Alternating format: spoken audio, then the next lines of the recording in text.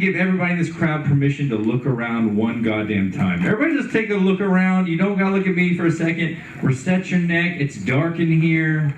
I don't want to lull you to sleep, so just take a 7-inning stretch. We feel a little bit better? How many of you guys are just fucking leftovers from the first show? Yeah. Ugh. Never had to dazzle somebody back to back. It's not my forte. Anytime a girl's like, after we have sex, like, let's go again, I'm like, I need 8 hours and I need you to leave. And then come back again with breakfast. It's just it's like charging an old iPhone, okay? I just need some time.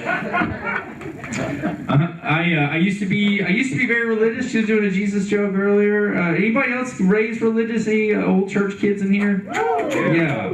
I want to do a joke about Jesus too. I was extremely religious, like saved my virginity for marriage. I spent my teen years like teaching kids karate and trying not to jack off and read the Bible. That was my whole teen years. This is the worst Jesus joke I've ever heard.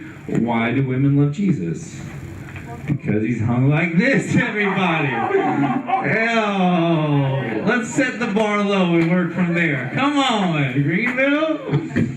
I know you got churches up here.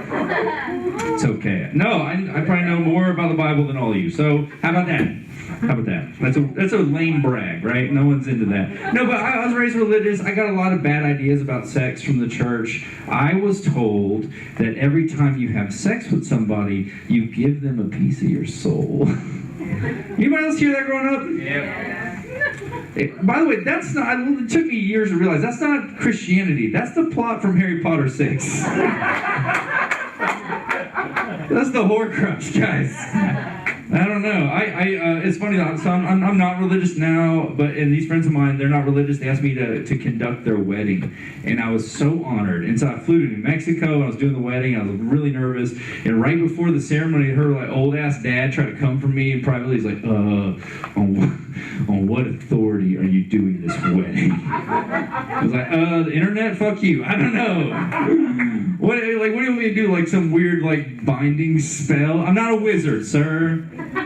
Actually, I am. According to the internet, I'm a wizard who is officially recognized to do this wedding. I've had 2 separate women tell me that they no longer are fans of DJ Khaled. I'm not sure if you guys have heard this. It came out. Everybody's like, no, we love DJ Khaled in Greenville. And this lady here's like, DJ what? I got you. No, you're with me. You got me. DJ Khaled came out and said that he won't eat his wife's pussy. Did you guys hear this? Yeah. I've had 2 separate girls be like, that's it. I'm not listening to DJ Khaled ever again. I'm like, look, you know what a relief it is to be DJ Khaled's wife and him not want to eat your pussy? Oh my God, what a good day that is. Like, you can't be that sure of yourself and eat pussy good. I know for a fact. You can't, because you know what a relief it is for her to not have that guy screaming into her butthole, just, we the best music! Major key! One time for Drake. How did he get in here? I thought he was still in his feelings. Bring it around, y'all. Bring it around with the Drake show. No, I want to try that one day. I want to go down the girl's pussy and be like, I'm a comedian. And the pussy's like, no. Can't get in here. You ever see something so sad that it makes you think of other sad shit you've seen? I live near a duck pond.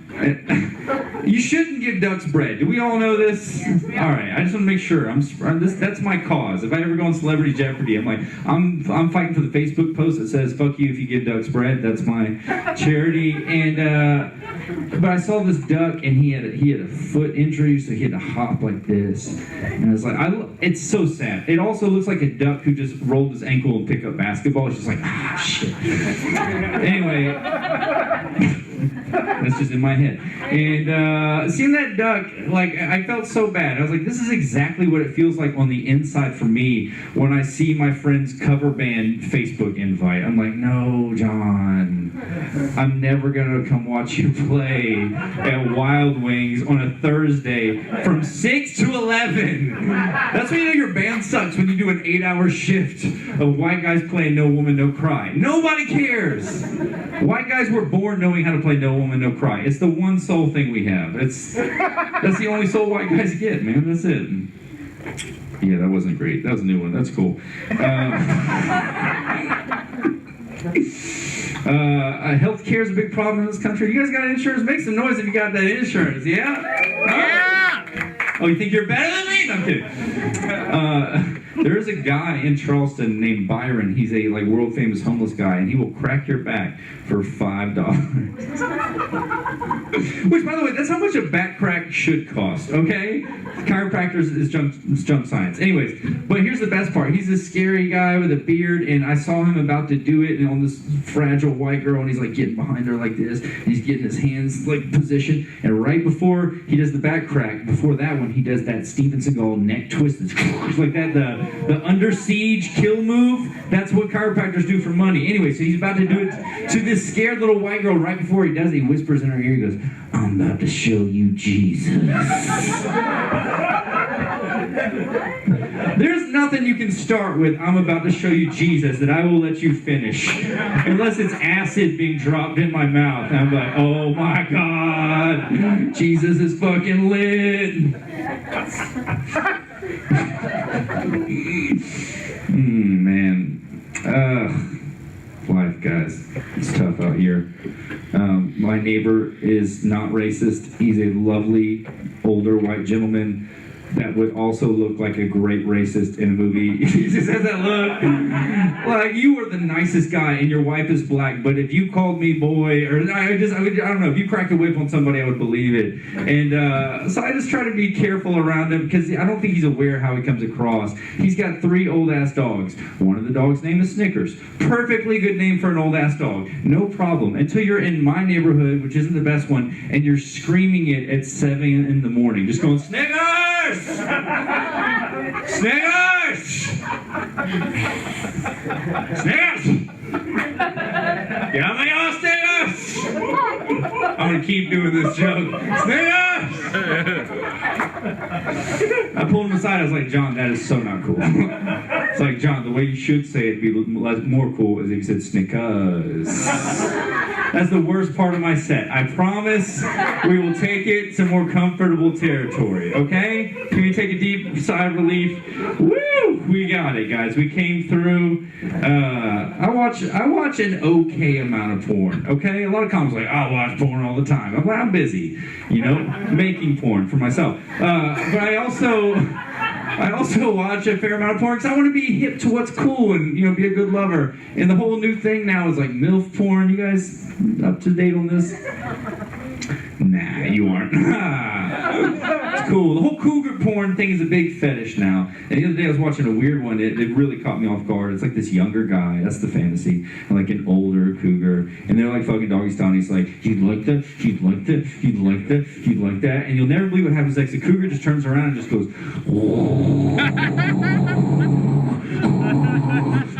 and just runs into the woods, guys. I was this close. So unprofessional.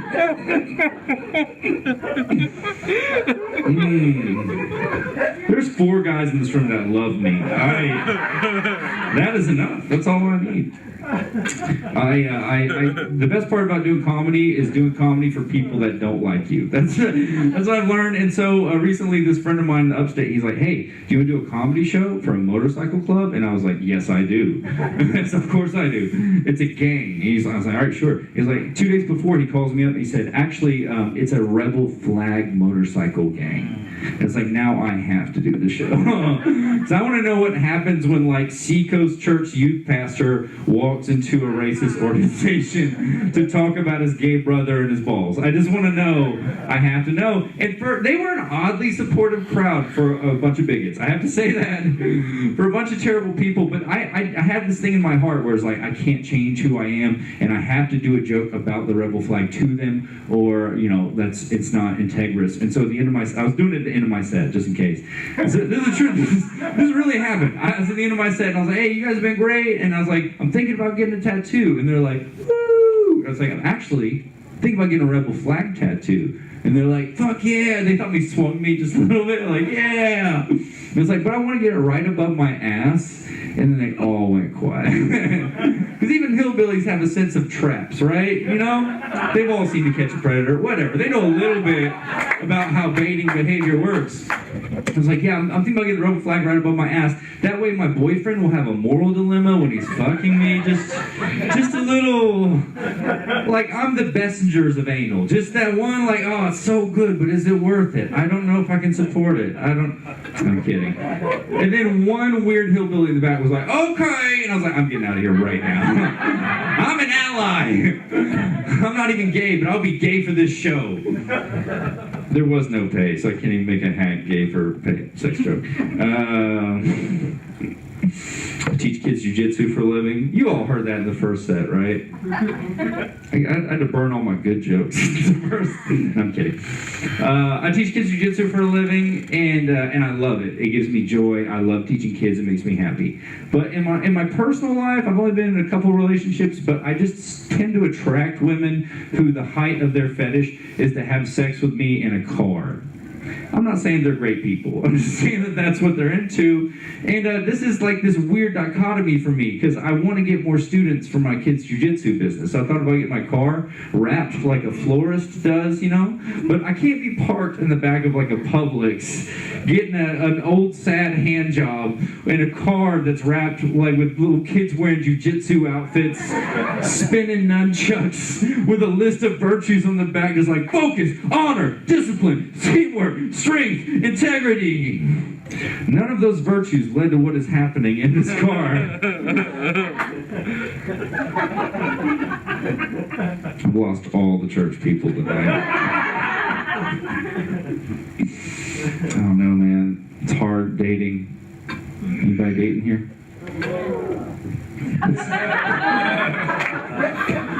It's my girlfriend, guys.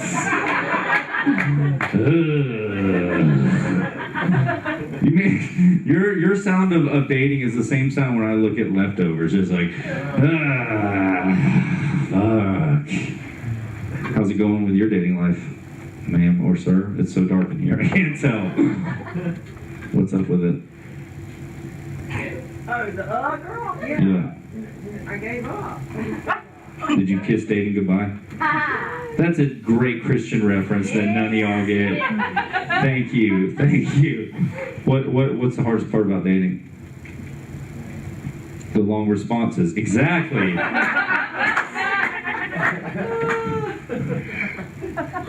The show's over. I feel like I killed this. No, I'm kidding. This is a great night. I'm so happy to be here. Give it up for yourself, guys. I'm Joseph Coker. Thank you so much.